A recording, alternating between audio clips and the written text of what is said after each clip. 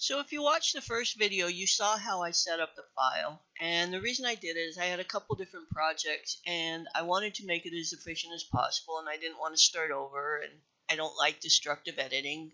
So I generated that template, and just to show the client how it would work, I took this image from Pixabay and I was able to generate all of these different tiles. I didn't tell them how quick and easy it was, but just that I could do it.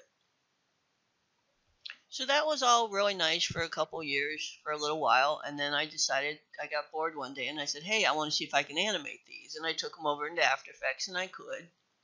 And then I had a friend who said, oh, boo-hoo, woe is me, I don't have After Effects, I can't animate them. And I said, what do you have? And they said, Photoshop. And I said, you really need to learn how to use your tools, because guess what? You can animate in Photoshop.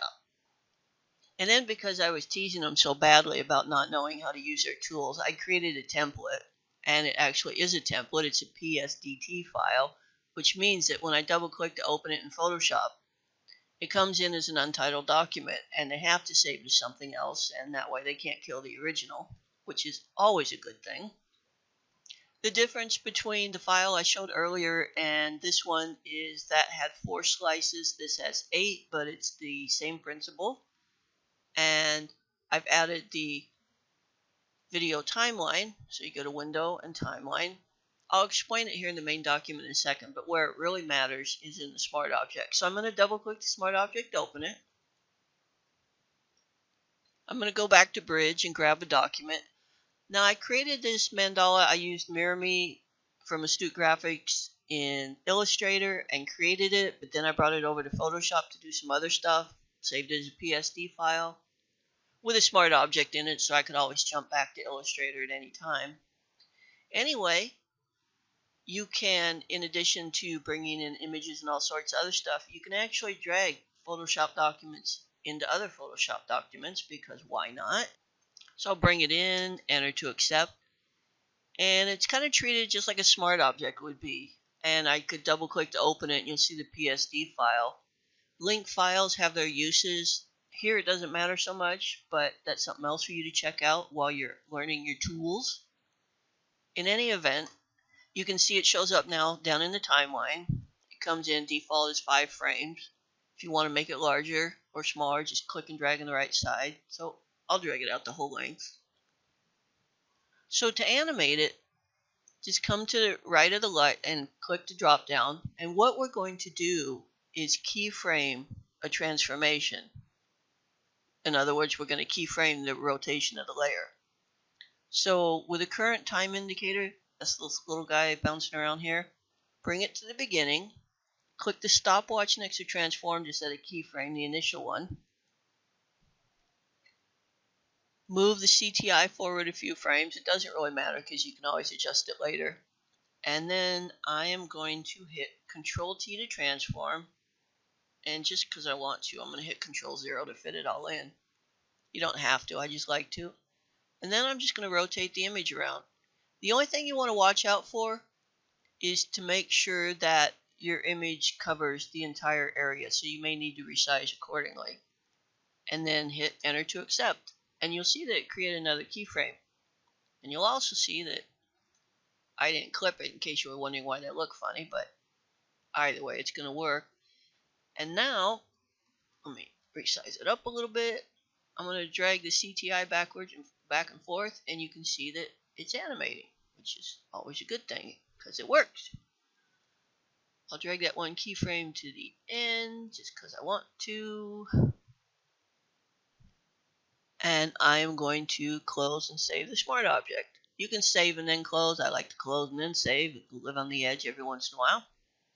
And we're back in the main document, and you can see you have your design. So like I might have mentioned earlier, I already forgot what I said.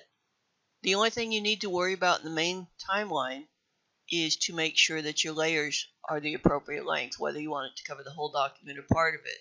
And because you animated the one smart object, these are all animated, so you don't have to do the rest in the group.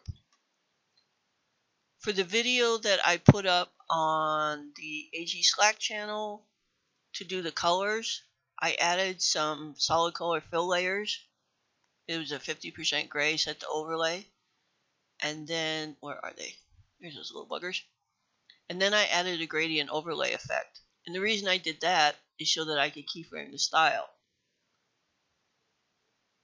And if you go in there, so you can set it and keyframe it, and then I click to drag, and then I could move the gradient around, and then it would keyframe it. And that's how I did there. Now you don't have to do those. So if you didn't have those layers in your main document, then you're actually done. And all you really need to do is hit play to see how it renders back. I'm going to shorten the workspace area just to so we don't sit here and watch the whole thing go. I'll just make it really short. And then I'll hit the play button. I might even stop and turn off the audio track I put in there, because then you guys are going to hear the chord I missed, and that's not cool. One thing you'll notice as it's initially rendering out is it may be a little choppy. And the reason for that is depending on the complexity of the file, size of the file, your computer, your graphics card, this, that, and the other thing, time of day, phase of the moon, whatever it is, it could take a minute to render. But as you get a solid green line, then it will render smoothly and it will play back just fine. So if you have a simple animation, it goes quickly, and if you have a long one, it might chunk a little more. But once it's rendered out and you have that solid green line, then the playback is nice and smooth.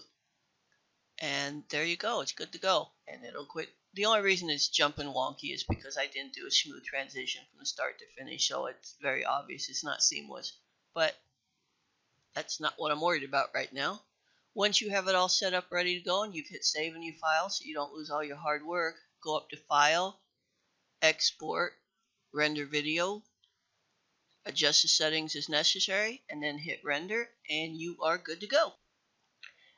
And yes, I showed images earlier, static images for another project I was doing, and then in this video I was doing the Mirror Me to make it look like a real kaleidoscope, but you can actually animate images too.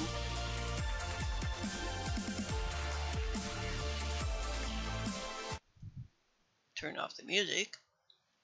But either way it works, and it's a lot of fun, so I know you're going to call me and ask how to do some of this stuff, but give it a shot and let me know how you go.